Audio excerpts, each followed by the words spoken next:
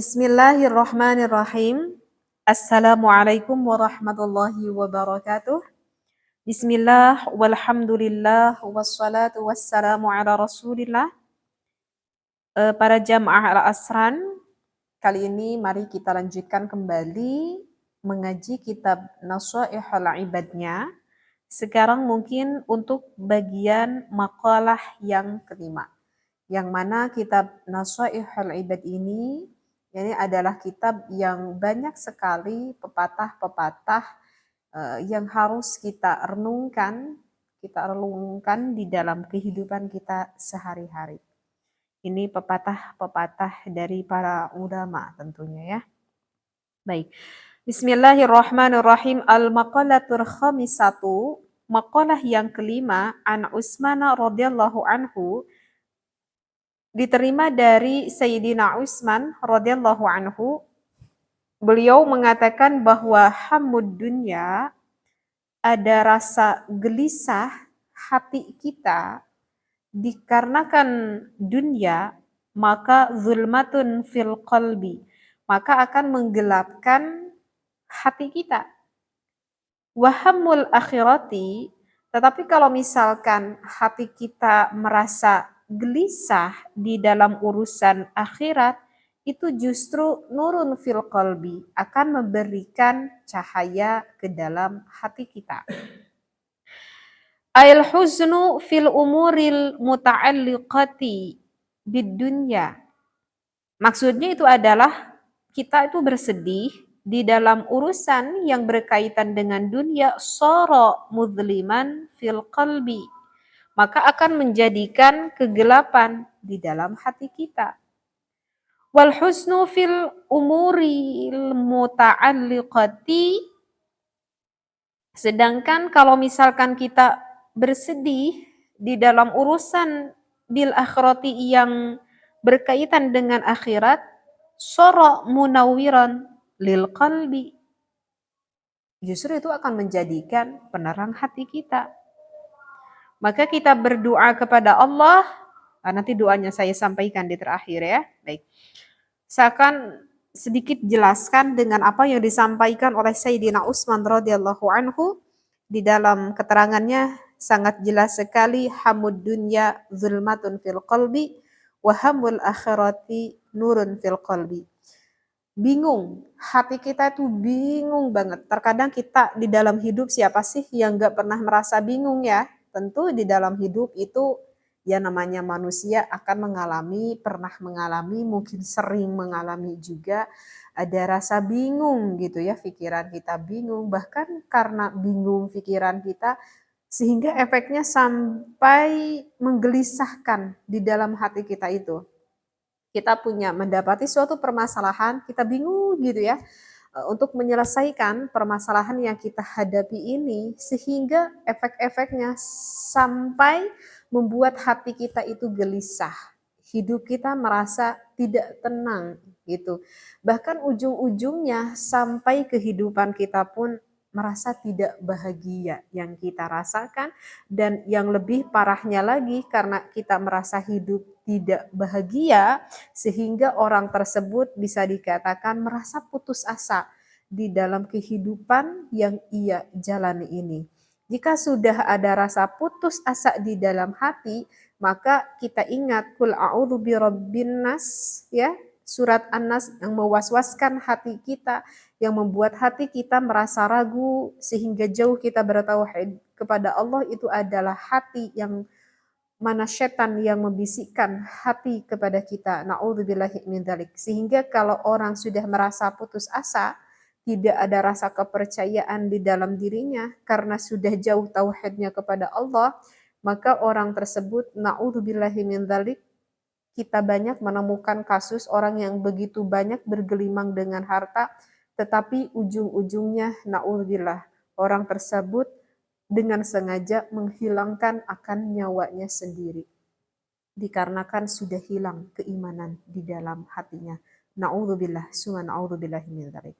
Sehingga di dalam kasus orang yang sengaja meninggalkan nyawanya sendiri dengan dirinya itu sendiri, berarti ini menunjukkan bahwa sesungguhnya dunia yang kita cari itu tidak bisa menjadikan suatu penjamin bahwa hidup kita akan merasa bahagia, bahwa hidup kita merasa damai, merasa tenang kehidupan kita.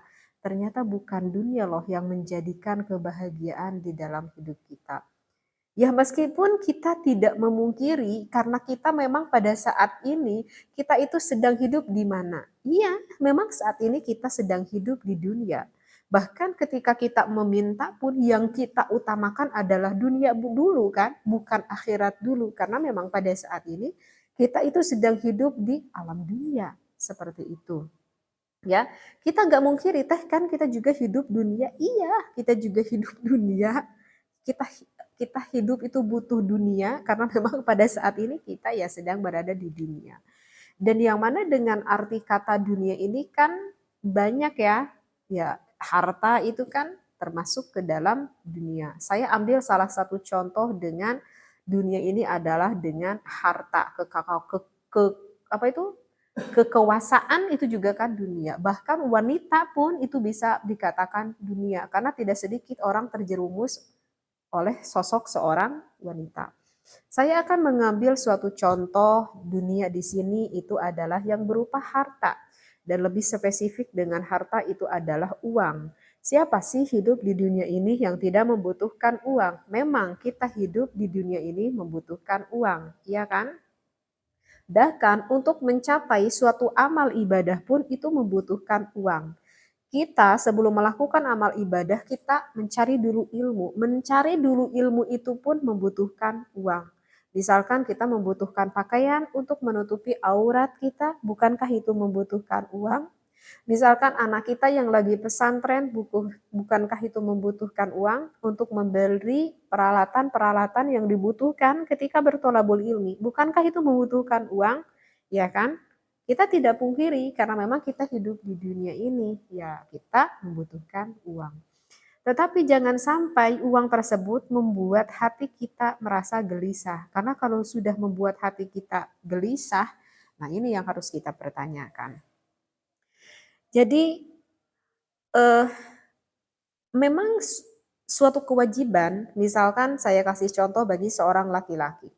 Memang suatu kewajiban bagi seorang suami itu harus mencari nafkah, memberikan nafkah bagi anak dan juga istrinya. Itu adalah kewajiban bagi seorang suami. Bukankah seorang suami keluar dari rumah mencari uang, bukankah itu dunia mencari uang tersebut? Ini yang harus kita luruskan dulu. Ya. Bukan berarti di dalam keterangan ini bukan berarti ada suatu kata pelarangan bagi kita tidak boleh mencari dunia. Boleh mencari dunia. Alasannya ya tadi karena sekarang ini kita hidup di alam dunia. Tetapi ketika kita mencari dunia itu yang pertama yang harus kita perhatikan itu adalah tujuan dan maksud kita. Tujuan kita mencari dunia itu untuk apa?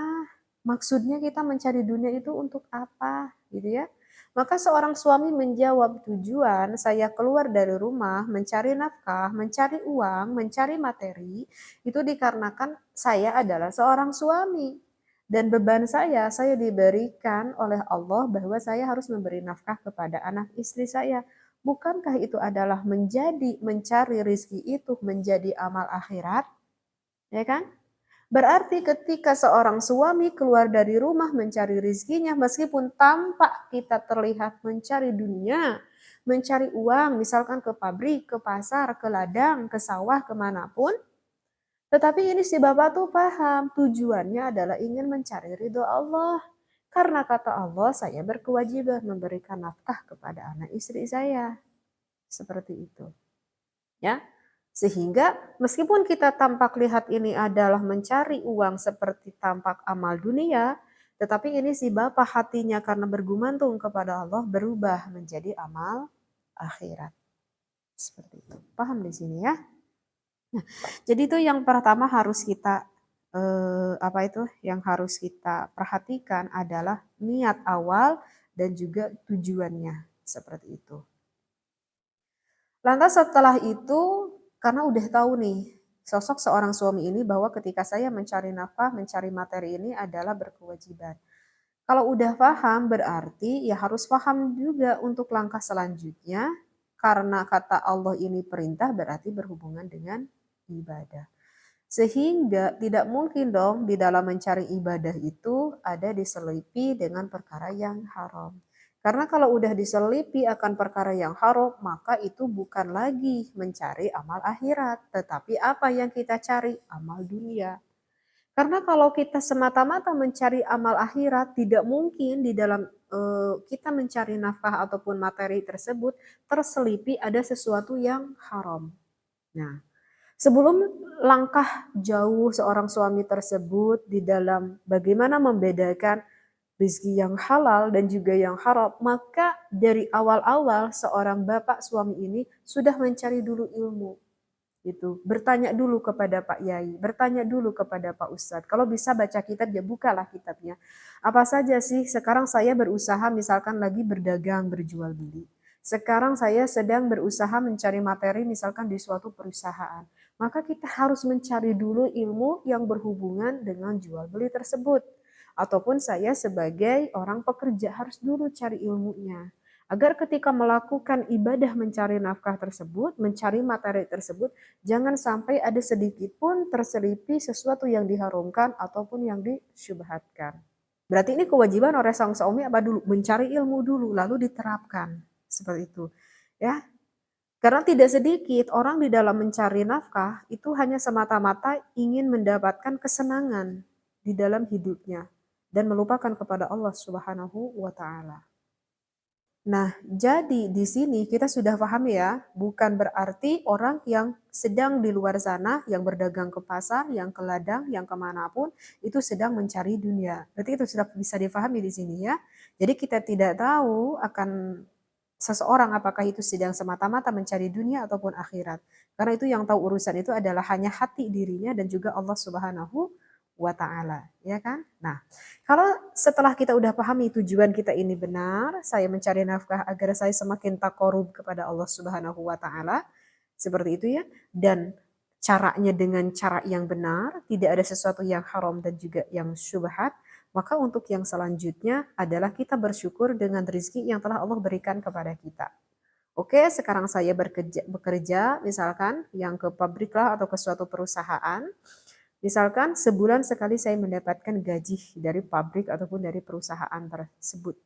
Maka setelah kita mendapatkan hasilnya, bagaimana rezeki yang Allah berikan, yang dititipkan kepada saya ini, saya mengaplikasikannya kepada sesuatu hal yang diridho oleh Allah Subhanahu wa taala. Maka kalau kita mengaplikasikan dari rezeki yang Allah titipkan kepada kita sesuatu yang diridho oleh Allah, maka meskipun dilihat oleh mata kita bahwa ini adalah materi, adalah dunia, tapi kalau kita mensyukurinya dengan sesuatu yang diridhoi oleh Allah, maka itu akan semuanya berubah menjadi perkara akhirat. Gitu ya. Jadi harus kita ingat bahwa nanti di akhirat orang yang akan dihisab itu adalah dari rezeki yang halal, bukan dari rezeki yang haram. Kalau rezeki yang haram itu gak akan dihisab oleh Allah, udah orang tersebut akan Allah masukkan ke dalam nerakanya Allah dengan mudahnya, dilemparkan aja ke neraka Allah. Karena rezekinya dari awalnya juga udah haram, yang haram tuh gak akan ditanya lagi. Ternyata rizki yang halal masih juga ada sedikit ketakutan di dalam hati kita. Oh ini gimana nih si bapak nih mencari rizkinya. Diteliti. Oh ternyata halal ya Allah, kata malaikat. Setelah kita dapat hasilnya yang halal ini sama orang ini dikemanakan ini uang, dikemanakan ini uang. Gitu. Oh ternyata ini uang dialurkan ke dalam suatu ibadah lagi ya Allah. Ya. Dikemanakan kamu uang, wahai suami? Aku berikan sebagian kepada istriku, aku berikan kebaikan sebagian kepada ibu bapakku, kata bapak tersebut, aku berikan sebagian bahkan untuk kepentingan agama, kemaslahatan masyarakat yang ada di sekitarku. Oh ternyata itu tidak akan dihisab nih. Yang udah diberikan kepada kita orang tua, ya udah itu urusan orang tua. Nanti yang dihisabnya orang tua. Kita berikan kepada tetangga-tetangga untuk memberikan kemaslahatan hidupnya, ya udah itu gak akan dihisab karena kita udah berikan. Seperti itu. Nah, kemudian yang ditanya itu adalah bagaimana kita dari sisa bagian itu mengaplikasikan dalam hidup kita. Saya sebagian diberikan kepada istri saya. Ternyata oleh istri saya dipakai membeli beras, membeli makanan, lauk pauknya. Untuk apa, wahai kamu membeli beras, lauk pauknya? Aku sengaja membeli ini agar aku kuat. Agar badan aku kuat ketika aku mau melakukan amal ibadah kepada Allah. Mencari nafkah besoknya agar aku kuat, aku bisa melaksanakan sholat dengan kuat, mengaji Al-Quran dengan kuat. Kata istrinya juga agar aku kuat melayani suami, mengurus rumah, mengurus anak. Bukankah itu semuanya adalah suatu ibadah? Seperti itu, ya. Bisa dipahami di sini ya. Jadi kita aplikasikan ke sesuatu yang memang berupa ibadah lagi juga. Seperti itu. Aku sebagian kadang aku dipakai untuk berwisata ya Allah dengan anak keluargaku. Tujuannya untuk apa? Ya aku tujuan berwisata dengan bawa anak istriku ya aku ingin menyenangkan hati anak istriku. Gak apa-apa itu juga karena bertujuannya baik. Ingin menyenangkan hati keluarga seperti itu. Jadi memang tidak mudah di sini dari awal kita harus bertujuannya takorub kepada Allah, hasilnya juga kita harus semakin bersyukur kepada Allah. Kemudian untuk yang kedua dari pembahasan ini adalah ketika kita mencari dunia ataupun materi tersebut, maka Allah tidak memberikan beban kepada kita. Karena Allah menyuruh kepada kita, la yukallifullahu nafsan illa wus'aha. Allah tidak menyuruh kita untuk bersusah payah. Ya, jadi artinya ketika kita mencari dunia ataupun materi tersebut, jangan sampai kita membuat bingung. Dan kalau bertujuannya baik dan hasil aplikasinya kita salurkan dengan yang baik, insya Allah rezeki tersebut tidak akan membuat bingung. Ya, yang membuat bingung itu adalah ketika awal kita mau berusaha, misalkan kita menggunakan modal dari sesuatu yang haram, misalkan menggunakan uang kita udah minjem dari pinjol misalkan. Kita udah tahu bahwa pinjol itu ada sesuatu ribanya misalkan ataupun kita kepada siapapun lah itu yang mana bermodal dari sesuatu yang riba. Ya otomatis itu kan udah haram nih. Awalnya juga udah haram. Kalau yang namanya ada sesuatu yang haram masuk di dalam sana itu udah akan hilang keberkahan di sana. Sehingga wajar karena tidak ada keberkahan di dalam mencari rizkinya pun akan penuh dengan apa? Bingung, gelisah, tidak tenang hatinya. Ya karena mau tenang gimana? Awalnya juga itu adalah sesuatu yang haram, sesuatu yang dosa, bagaimana mau tenang hatinya? Karena teriang-iangi akan sesuatu yang haram. Dan hasilnya pun itu dijamin tidak akan membawa keberkahan. Meskipun hasilnya berlimpah-limpah ternyata, gitu ya, berlimpah-limpah dari modal dari yang haram ini, berlimpah-limpah nih hasilnya. Uang itu jadi banyak banget gitu usahanya gitu ya. Tetapi saya tidak menjamin orang tersebut akan mendapatkan kebahagiaan dari harta yang banyak tersebut. Karena awalnya juga dari sesuatu yang haram. Kemungkinan di dalam mencari rezeki dari sesuatu yang haram tidak akan mendapatkan ketenangan jiwanya.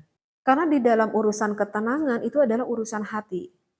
Banyak kita menemui ada seseorang yang mana bisa dikatakan kita lihat ya rezekinya, ya materinya itu cukup rendah sekali. Misalkan ini seorang suami hanya membawa uang ke rumah hanya sekitar 20.000 rupiah saja. Tetapi karena hatinya penuh rasa syukur kepada Allah, karena ia niatkan ketika mencari materi ini adalah untuk mencapai keriduan Allah, sehingga merasa bahagia aja hatinya. Hatinya itu tetap bersyukur aja gitu kepada Allah. Meskipun hari ini hanya mendapat 20.000 rupiah saja. Dan begitu pula ketika diberikan kepada istrinya karena istrinya juga begitu dekat hatinya dengan Allah, merasa bersyukur sekali kepada Allah dan juga kepada sang suaminya. Terima kasih Akang, 20.000 ini akan aku pernahkan nih. Misalkan beli beras nih 10.000 gitu ya. Misalkan gitu ya.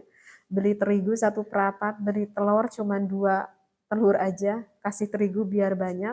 Tetapi Masya Allah, makanan hanya telur dan terigu tersebut tetapi membuat kenyang seluruh rumahnya. Merasa bersyukur kepada Allah, hatinya penuh sekali bahagia. Ya, meskipun hanya telur dan terigu itu.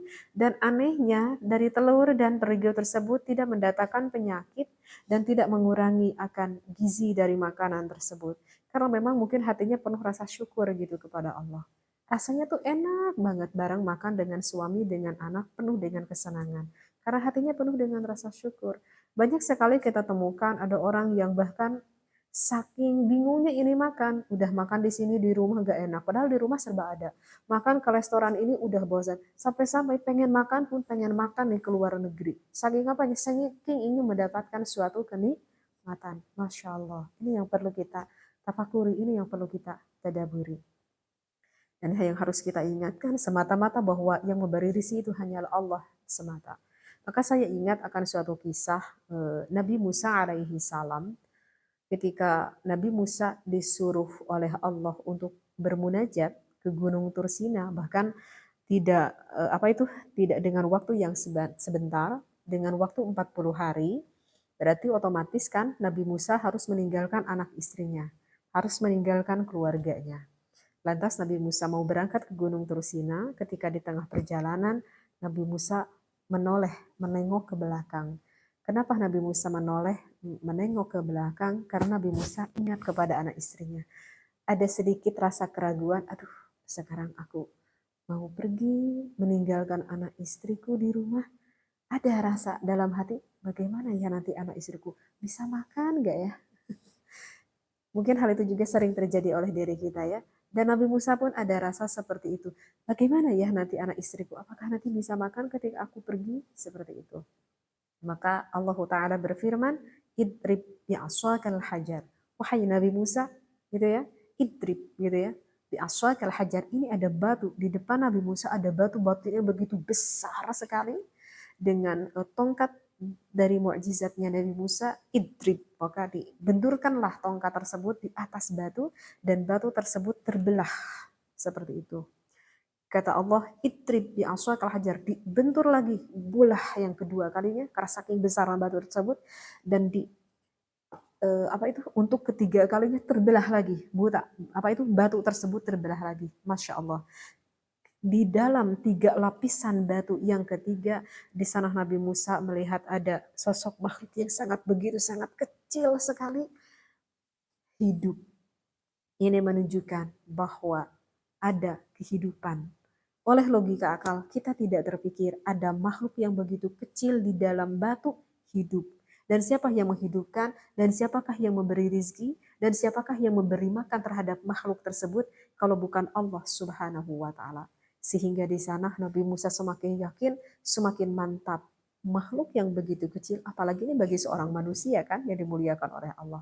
Maka di sana Nabi Musa mantap untuk bermunajat, pergi ke Gunung Tursina, menghalakkan anak istrinya, bergumantung Nabi Musa kepada Allah Subhanahu wa Ta'ala.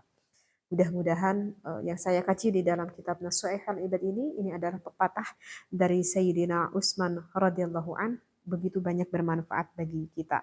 Oh iya, tadi saya lupa. Ada sedikit doa penutup dari makalah yang kelima. Di sini dikatakan doanya seperti ini. Allahumma la taj'al ad-dunya akbara hammina wala mabalagha ilmina. Ya Allah, janganlah engkau jadikan dunia ini sebagai kegelisahan kami yang paling besar. Wala mabalagha ilmina, dan jangan sebagai tempat tujuan pengetahuan kami. Sekali lagi doanya, Allahumma la taj'al ad-dunya akbara hammina wala mabalagha ilmina. Bagi para jamaah Al-Asran, jika ada suatu pertanyaan, maka bisa kunjungi, di follow, di DM di Instagram saya pribadi. Insya Allah nanti saya akan jawab melewati konten YouTube ini. Wallahu a'lam. Wassalamualaikum warahmatullahi wabarakatuh.